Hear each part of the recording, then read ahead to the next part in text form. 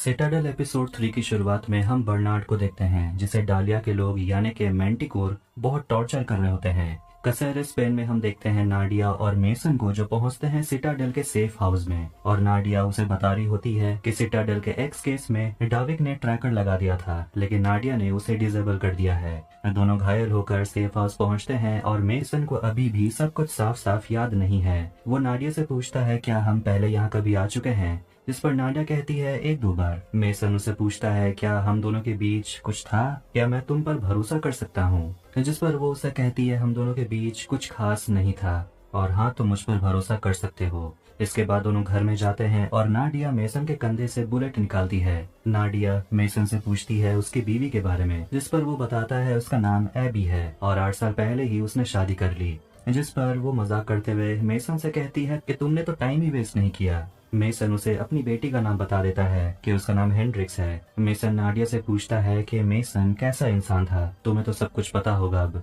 मुझे बताओ उसके बारे में। जिस पर नाडिया कहती है कि मुझे उसके बारे में ज्यादा कुछ नहीं पता, हम ज्यादा करीब नहीं थे। मेसन उसे कहता है कि मुझे तुम्हारे चेहरे के सिवा कुछ और याद है ही नहीं, पर उसे लगता है कि उसके और नाडिया के बीच कुछ तो था। वो जवाब चाहता है लेकिन नाडिया उसके सवालों को टालते रहती है और कहती है हम दोनों के बीच जरूर कुछ तो था, लेकिन वो एक पल में ही खत्म हो गया। अब कहानी जाती है 10 साल पहले यूटा में, और ये समय है तब का जब सिटाडेल का खात्मा नहीं हुआ था। मेसन पहुंचता है सिटाडेल के हेडक्वार्टर में, जहां वो बर्नार्ड से मिलता है और उसे पूछता है कि हम यहाँ क्यों मिल रहे हैं। जिस पर बर्नार्ड उसे बताता है कि तुम्हें ग्रेस आकर सब कुछ समझा देगी, लेकिन मेसन को जानने की जल्दी है। जिस पर बर्नार्ड उसे कह देता है कि हसन नाम का एक आदमी है जिसने नया वायरस बनाया है, जिसे वो कुछ दिनों में ही यूएस में फैलाने वाला है। वायरस इबोला से भी खतरनाक है। फिर वहाँ ग्रेस आती है, लेकिन स्टार्ट करने से पहले ही मेसन सब कुछ कह देता है और ये भी कहता है कि तुम 5 मिनट लेट हो। खैर अब ग्रेस आगे बताती है कि सोर्सेस से पता चला है कि वायरस को एक एडवांस रिसर्च फैसिलिटी में रखा गया है, वो भी एल्बोर्स माउंटेन में, और सिटाडेल का एक खास जासूस है जो हसन का दोस्त बनने की कोशिश कर रहा है ताकि वो किसी तरह वायरस को फैलने में रोक सके। और मुश्किल काम उस रिसर्च फैसिलिटी में घुसना नहीं बल्कि वहाँ से निकलना है, क्योंकि सिक्योरिटी बहुत ही टाइट है, वहाँ कैमराज हैं और मिसाइल्स भी। और अब सब कुछ मेसन के ऊपर है कि वो जाकर किसी तरह उस वायरस को वहाँ से निकाल ले, और इस मिशन में नया जासूस मेसन की मदद करेगा। अब कहानी जाती है 24 घंटे के बाद।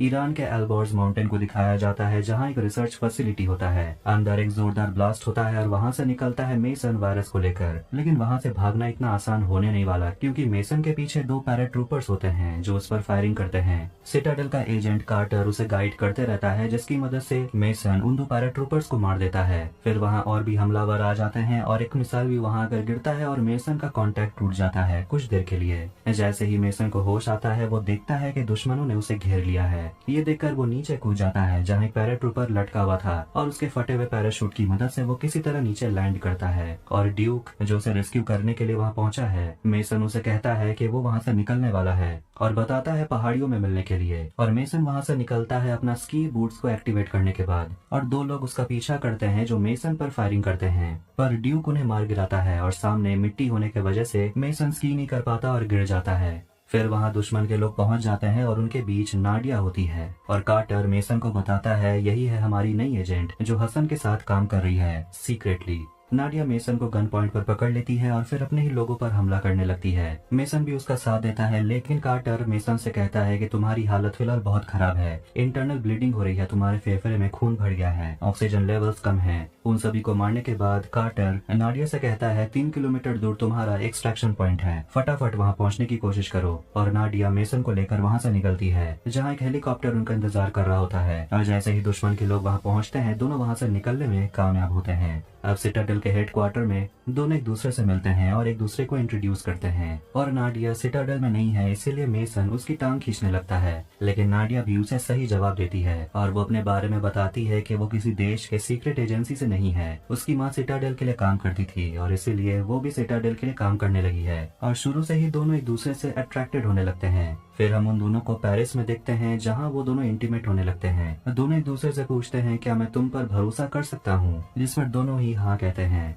अब कहानी आती है प्रेजेंट समय में, और हम सिटाडेल के सेफ हाउस को देखते हैं और नाडिया किसी अननोन इंसान से बात कर रही होती है किसी पैकेज के बारे में जो नाडिया के लिए इंतजार कर रहा है, और नाडिया उसे कहती है कि अफसोस वेलेंसिया में उनके साथ जो हुआ नहीं होना चाहिए था। और वो जल्दी उनके पास आ रही है। मैसेज भेजने के बाद वो गहरी सांस लेती है। बर्नार्ड को दिखाया जाता है जो डालिया के कैद में है, और वो डालिया से कहता है कि सालों पहले जब हम एक साथ यूएन में काम करते थे, तब से ही मुझे लग रहा था कि तुम्हारे अंदर कुछ तो गड़बड़ है। डालिया को सिटाडेल का एक्स केस नहीं मिला, लेकिन कहती है कि उसके पास वो टेक्नोलॉजी है जिसे सिटाडेल के लोग बचा नहीं पाए। एक एआई सिस्टम है जो दुनिया भर के यूरेनियम को ट्रैक करता है। इसका मतलब ये है कि वो सिस्टम दुनिया भर में जितने भी न्यूक्लियर वेपन है उनको ट्रैक कर सकता है, लेकिन मैंटिकोर इसे एक्सेस नहीं कर पा रहे हैं। उन्होंने बहुत कोशिश की, लेकिन आज उनके सामने वो बैठा है जिसने इस सिस्टम को बनाया है, बर्नार्ड। और वो उसे पूछती है कि मुझे 19 लेटर का पासवर्ड बता दो ताकि मैं सिस्टम को एक्सेस कर सकूं। तो वो बर्नार्ड के सिर पर बंदूक लगाते हैं और बर्नार्ड उसके साथ मजाक करता है, लेकिन पासवर्ड नहीं बताता। डालिया उसे उसके परिवार को मारने की धमकी देती है, और वो जानती है कि मेसन के बीवी और बच्चे भी वायोमिंग में हैं। ये सुनकर बर्नार्ड सोचने लगता है कि डालिया को ये कैसे पता।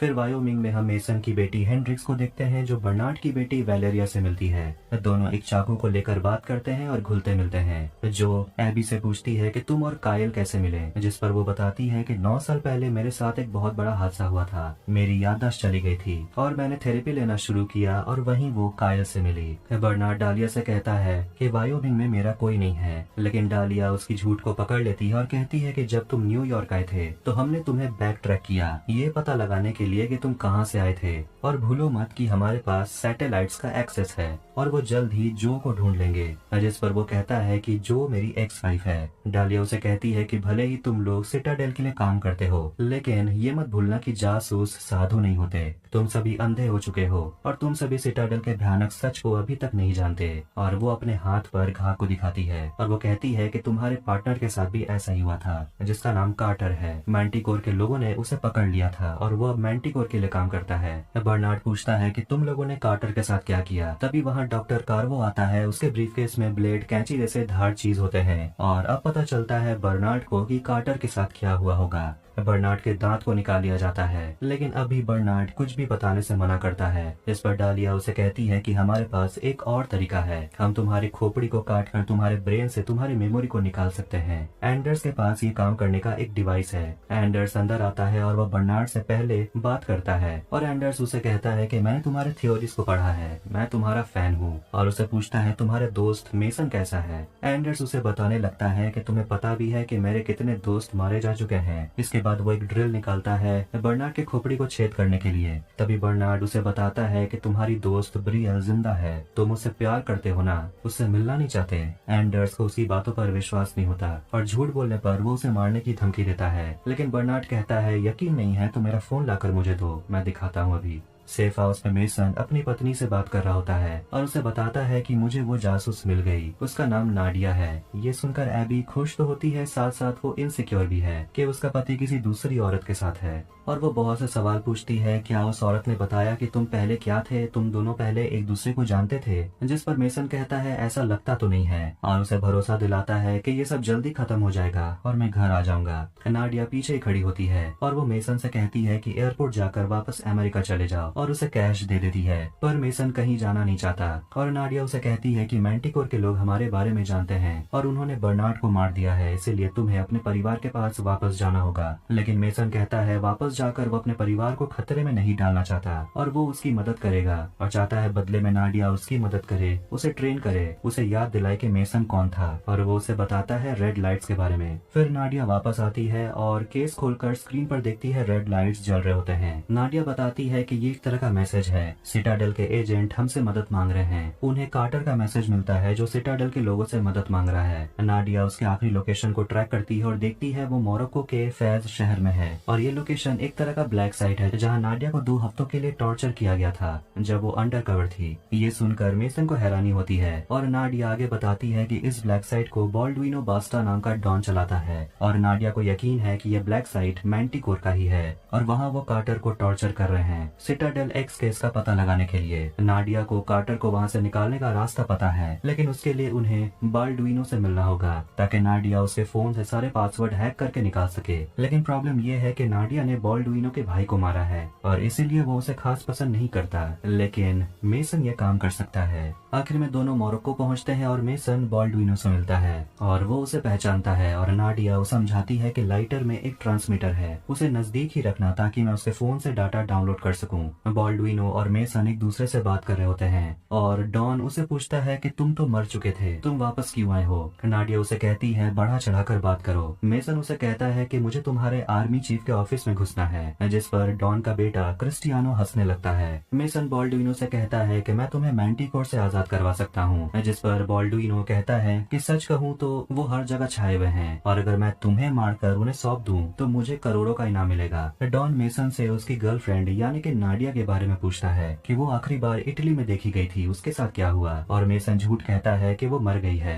नाडिया इन्फॉर्म करती है कि काम हो चुका है, वहाँ से जल्दी निकलो। बाल्डुइनो मेसन से कहने लगता है कि तुम्हें तो पता ही होगा कि नाडिया ने ही सिटाडेल को खतरे में डाला था और उसकी वजह से तुम पर हमला हुआ था। सिटाडेल का नामो निशान मिट गया नाडिया की वजह से। वो साफ साफ बता देता है कि तुम्हारी गर्लफ्रेंड नाडिया ही मैंटिकोर की जासूस थी और वो सिटाडेल में काम कर रही थी। नाडिया ये सब सुन रही होती है और ये सब सुनकर मेसन भी शॉक में है। क्रिस्टियानो मेसन का मजाक उड़ाता है और जैसे वो उसके करीब जाता है मेसन उसका गन ले लेता है और क्रिस्टियानो पर पॉइंट करता है। ये देखकर अपने बेटे को बचाने के लिए बाल्डुइनो अपने लोगों से कहता है बंदूक नीचे करने के लिए और मेसन फटाफट वहाँ से निकल जाता है। रास्ते में मेसन नाडिया से पूछता है कि तुमने मुझसे क्या छुपाया है, जिस पर नाडिया कह देती है कि उसने जो भी कहा वो सब झूठ है। मेसन को याद आता है कि बर्नार्ड ने भी कहा था कि सिटाडेल में कोई गद्दार है, लेकिन उसे पता नहीं चला कौन है, कहीं वो तुम तो नहीं थी। नाडिया कहती है कि अगर मैं मैंटिकोर के लिए काम करती तो मैं एक सिटाडेल एजेंट को बचाने के लिए यहाँ क्यों आती और तुम्हें जिंदा क्यों रखती। मेसन समझना चाहता है कि उसके और नाडिया के बीच 8 साल पहले क्या हुआ था,